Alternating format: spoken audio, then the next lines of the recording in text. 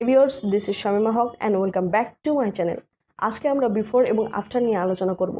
তো প্রথমেই বলে রাখি, বিফোরের অর্থ হচ্ছে পূর্বে বা আগে এবং আফটার এর অর্থ হচ্ছে পরে। তো প্রথমেই আমরা before after plus verb plus ING এই কনসেপ্ট দ্বারা সেন্টেন্স তৈরি করব। তো চল শুরু করা যাক।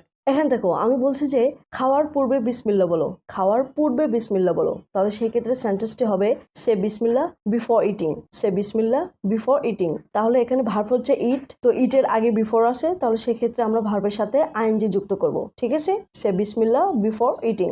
আবার এই সেন্টেন্সটি লক্ষ্য করো, I went to work before breakfast, I went to work before breakfast, অর্থাৎ নাস্তার পূর্বে আমি কাজে গিয়েছিলাম। তার মানে হচ্ছে নাস্তা না করেই আমি কাজে গিয়েছিলাম।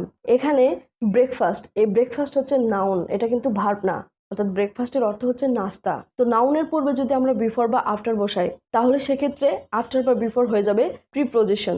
আমি আবারও বলছি যে নাউনের আগে যদি আমরা বিফোর বা আফটার বসাই, তাহলে সেক্ষেত্রে আফটার বা বিফোর হয়ে যাবে প্রিপোজিশন। এখানে ব্রেকফাস্ট নাউন, তো নাউনের আগে আমরা বিফোর ব্যবহার করেছি, সুতরাং বিফোর হচ্ছে প্রিপোজিশনের কাজ করছে। ঠিক আছে, তো এই সেন্টেন্সটিকে যদি আমরা ভার্ব প্লাস আইএনজি দিয়ে করি, তাহলে সেক্ষেত্রে হবে I went to work before eating breakfast, I went to work before eating breakfast. এর অর্থ হচ্ছে যে নাস্তা খাওয়ার পূর্বে আমি কাজে গিয়েছিলাম। নাস্তা খাওয়ার পূর্বে, খাওয়া আসতেছে, ভার্ব আসতেছে, যখন ভার্ব আসবে তখন আমরা বিফোরের পর আইএনজি যুক্ত করব। ঠিক আছে, তাহলে সেই ক্ষেত্রে সেন্টেন্সটি একদম correct, I went to work before eating breakfast. তো আবার ধরো, আমি বলছি যে খাওয়ার পরে আলহামদুলিল্লাহ বলো, খাওয়ার পরে আলহামদুলিল্লাহ বলো। তাহলে সেক্ষেত্রে সেন্টেন্সটি হবে সে আলহামদুলিল্লাহ আফটার ইটিং, সে আলহামদুলিল্লাহ আফটার ইটিং। কারণ আমরা পরে, তো পরে অর্থে আফটার ব্যবহার করেছি। তো আফটারের পর যে ভার্বটা বসাইছি, সেই ভার্বটার সঙ্গে কিন্তু আমরা আইএনজি যুক্ত করেছি। আবার এই সেন্টেন্সটি লক্ষ্য করো, after dinner I did the dishes, after dinner I did the dishes, অর্থাৎ রাতের খাবার পর আমি থালা বাসনগুলো ধুয়েছিলাম। এখানে ডিনার হচ্ছে নাউন, নাউনের পূর্বে হচ্ছে আফটার, সুতরাং আফটার এখানে হচ্ছে প্রিপোজিশন। তো এই সেন্টেন্সটিকে যদি আমরা ভার্ব প্লাস আইএনজি দ্বারা করি, তাহলে সেক্ষেত্রে হবে after eating dinner I did the dishes, after eating dinner I did the dishes, অর্থাৎ রাতের খাবার খাওয়ার পর আমি থালা বাসনগুলো ধুয়েছিলাম। তো এই সেন্টেন্সটিকে তুমি এইভাবেও লিখতে পারো, I did the dishes after eating dinner, I did the dishes after eating dinner. তোমার মর্জি, তুমি যেভাবে বলতে পারো সেভাবেই রাইট। ওকে, তো এই কনসেপ্টটা নিশ্চয়ই বুঝতে পেরেছো। এবার শুন নেক্সট কনসেপ্ট। তো এবার চলো অ্যাজ এ কনজাংশন হিসেবে বিফোর এবং আফটার এর ব্যবহার করা যাক। এই সেন্টেন্সটি লক্ষ্য করো, before we start dinner I would like to say something, before we start dinner I would like to say something, অর্থাৎ আমাদের রাতের খাবার শুরু করার পূর্বে আমি কিছু বলতে চাই। তো এখানে একটা জিনিস লক্ষ্য রাখবে, সেটা হচ্ছে বিফোর এর পরে কিন্তু কোনো নাউন বা ভার্ব নেই, সুতরাং তোমাকে বুঝে নিতে হবে এই বিফোরটা হচ্ছে কনজাংশন। ওকে, এটা হচ্ছে নিনজা টেকনিক।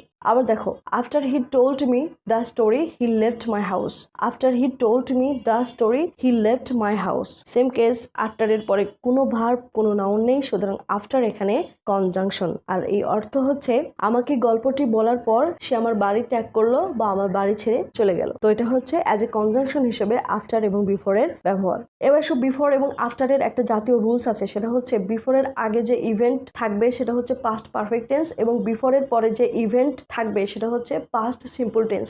আফটারের ক্ষেত্রে এটার পুরোই উল্টা, অর্থাৎ আফটারের আগে পাস্ট সিম্পল হবে এবং আফটারের পরে হবে হচ্ছে পাস্ট পারফেক্ট টেন্স। ওকে, তো তুমি শুধু একটা কনসেপ্ট মনে রাখো, সেটা হচ্ছে বিফোরের কনসেপ্টটা মনে রাখো, আফটারেরটা তোমার অটোমেটিকলি মনে পড়বে।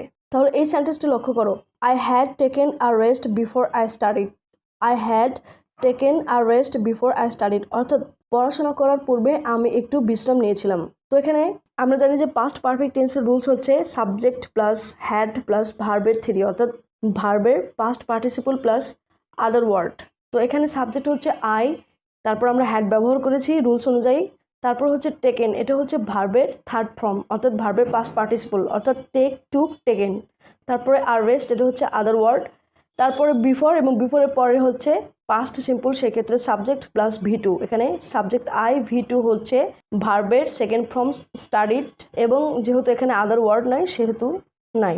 আবার এই সেন্টেন্সটি লক্ষ্য করো, they arrived the station after the train had left, they arrived the station after the train had left, অর্থাৎ ট্রেনটি চলে যাওয়ার পর তারা স্টেশনে পৌঁছালো। তো আমরা জানি যে আফটারের আগে যে ইভেন্ট, সেই ইভেন্টটা হবে হচ্ছে পাস্ট সিম্পল, এবং আফটারের পরে যে ইভেন্ট, সেই ইভেন্টটা হচ্ছে past perfect tense.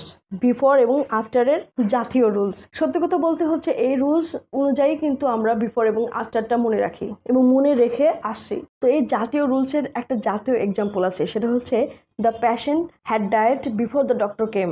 The patient had died before the doctor came, এটা হচ্ছে বিফোরের ক্ষেত্রে, অর্থাৎ ডাক্তার আসিবার পূর্বে রোগীটি মারা গেল। আবার আফটারের ক্ষেত্রে the patient died after the doctor had come. The patient died after the doctor had come. তো এই সাধারণ কনসেপ্টটা, এটার উপর ভিত্তি করে কিন্তু আমরা পাস্ট পারফেক্ট টেন্স চেনার উপায় খুঁজে পেয়েছি, এই দুটো কনসেপ্টের উপর ভিত্তি করে, আফটার এবং বিফোর।